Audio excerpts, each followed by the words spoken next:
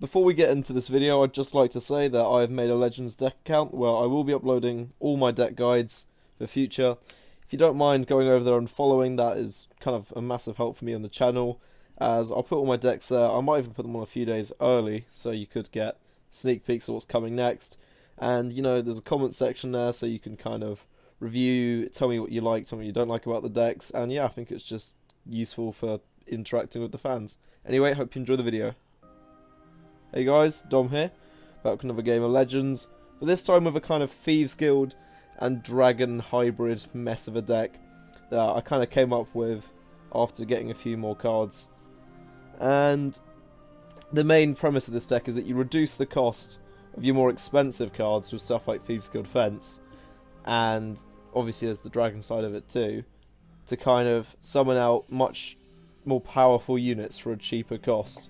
And it's kind of weird, wacky, but yep, let's just see how this goes in an actual match.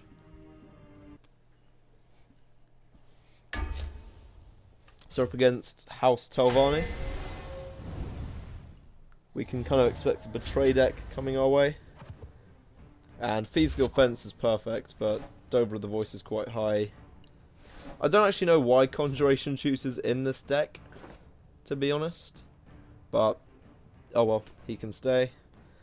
Midnight Snack's always nice. It's just a 2-cost guard, but we do want to get out our fence as soon as possible.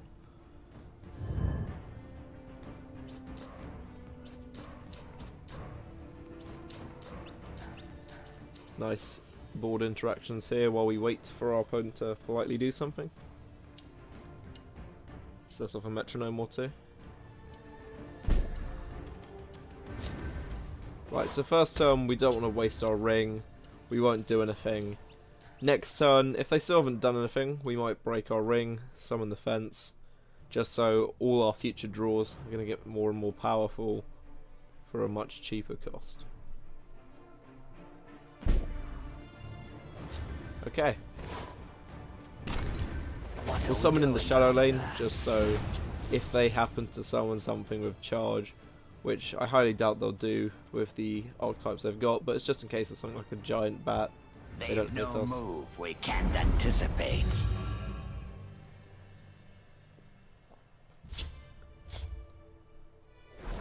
Okay, I think they have the intention to kill, so we're going to put a Midnight Snack in the way. Hit face, and just for good measure, we'll put down a nice cheeky pointy Ruler Spikes. There you go. That kind of keeps them away from our fence and our most powerful unit, and by powerful I just mean useful. So we actually have some good cards for our Dragon archetype in hand, which we might want to keep close watch of.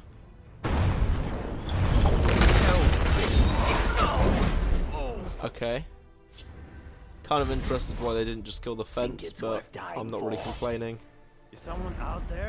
Although I can also play the Woodland Lookout, I think I'm going to hold him back for now, just in case we draw a dragon and they just remove it straight away. Plus I don't want to be just Ramboing through their runes. That would just be crazy.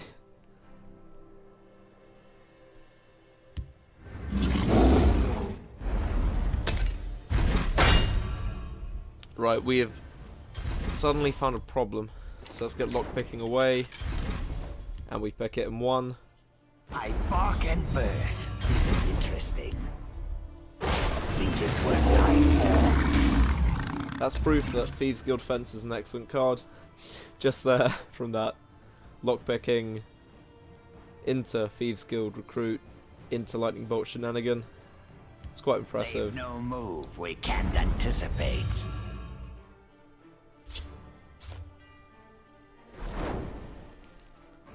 See, they're running a few cards that I'm kind of intrigued by.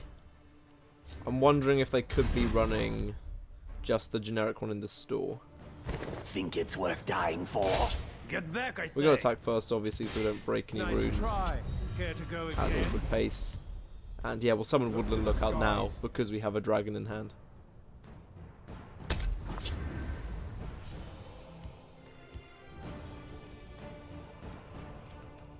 Icewing's Shackle ability isn't really going to appear to be too useful because our fence is going this turn, unfortunately. So predictable.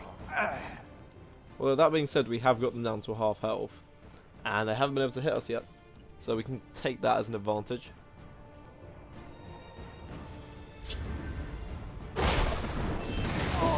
Unfortunately, there's no real need to play Icewind Dragon straight away now.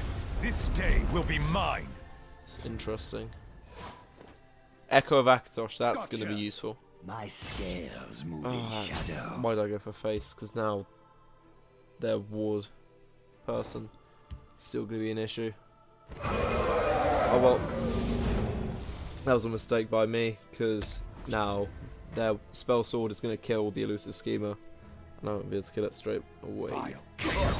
See you in the next Oh well. world. There goes Echo of Akatosh.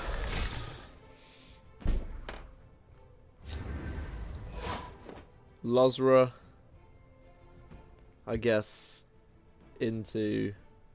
Does it work with reduced cost cards? This is more of a test run, to be honest. You will die. No, it does not. I should have played Conjuration Tutor. Oh well. I would say let's hope for well, hope they don't have removal. But what, they've got 9, 8 cards? No. They got like a full hand. Yeah, they got enough cards. They're probably going to have some removal to get rid of Luzra, which will be unfortunate, but I guess I'm going to have to deal with that.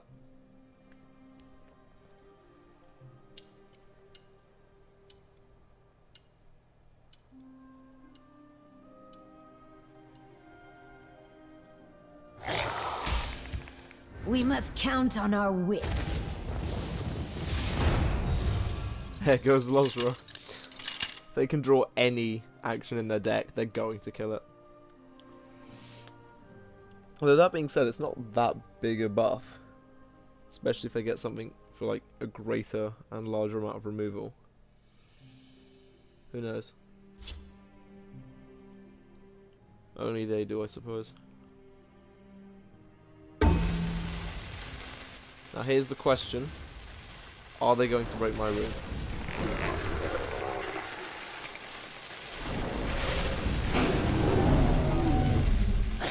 Interesting.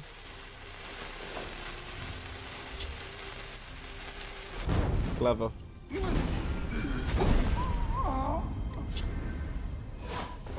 Right, so we'll play our Wooden Lookout and then summon our Shearpoint Dragon, but we'll probably attack first.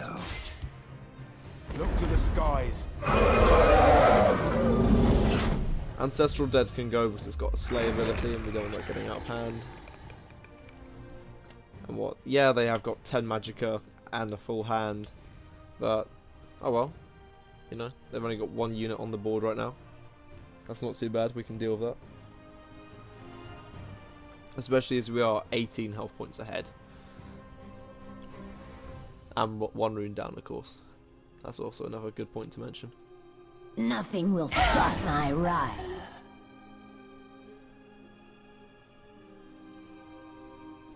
Parthenak's looking like our best play next turn. By the Lord, Mother, and Wizard, I see their strategy. Clever. Get themselves some cheeky health back. My vengeance.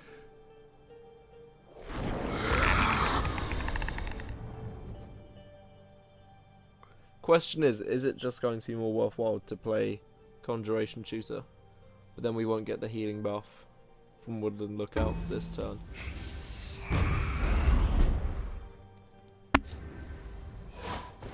It might be. Do not think to Dragon's Fury's going to one-shot. We'll need to keep that in mind. So, I guess with what we got, if we unsummon the spirit, then that means it's not going to be buffing the Argonian House Telvanni person. False! Other than that, we haven't really got much we can do this turn. Now, they are in a risky spot because of how much damage Parthenak's does, but they've probably got some form of removal left to get rid of it.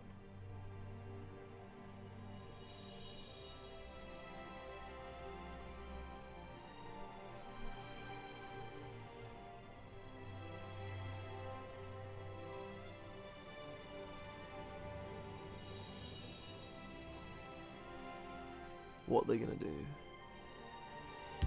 Nice try. Care to go again? Okay, Nothing will stop my rise. getting some more draw power from them.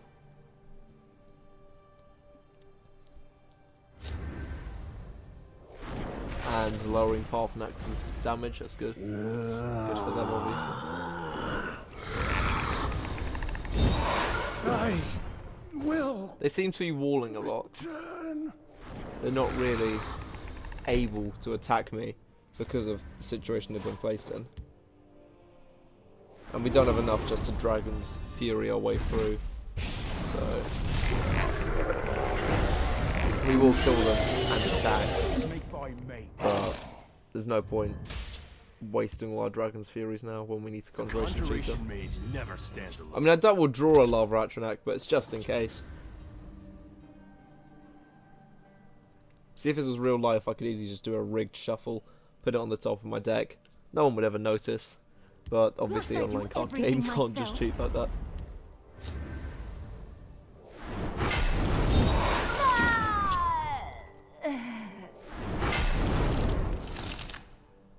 See, I can see what they did there for draw power, but that is kind of siphoning away at their magicka when every little helps with what they're in right now.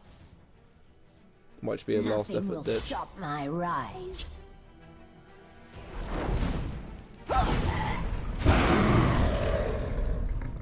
I don't see them finishing this turn. I have a feeling they're just going to give up. Okay. So next turn, maybe if we...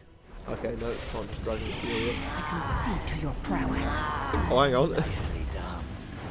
I called it. Alright, well, that's the end of this video. Please like and subscribe, and I hope you enjoyed. And of course, I'll probably see you next time.